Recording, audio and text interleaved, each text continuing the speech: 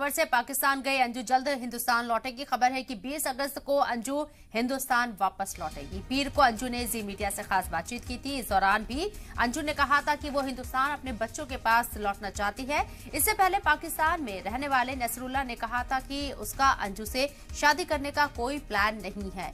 ये बड़ी खबर आपको बता रहे हैं। अंजू जो कि राजस्थान से पाकिस्तान गई और खबरें ये भी थी कि अपने शौहर से वो अपने जो उनके शौहर हैं यहाँ राजस्थान के अंदर उनसे झूठ बोलकर वो पाकिस्तान गई हैं।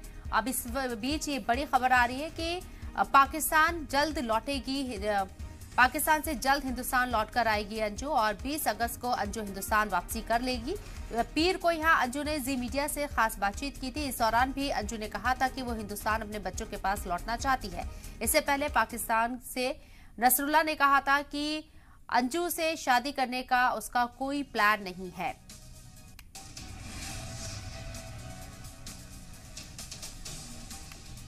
हालांकि बार बार अंजू के जरिए वीडियो मैसेज के जरिए और जब मीडिया से बात की गई तब भी ये कहा गया वो इलीगल तरीके से नहीं गई है पाकिस्तान, लीगल तरीके से पाकिस्तान गई है और जैसे वो पाकिस्तान गई है उसी प्रोसेस से वो हिंदुस्तान वापस भी आएगी। उसके कागजात पूरे हैं और 20 अगस्त को अब अंजू जो है हिंदुस्तान वापस लौट आएगी। ये बड़ी खबर आपको बता रही है।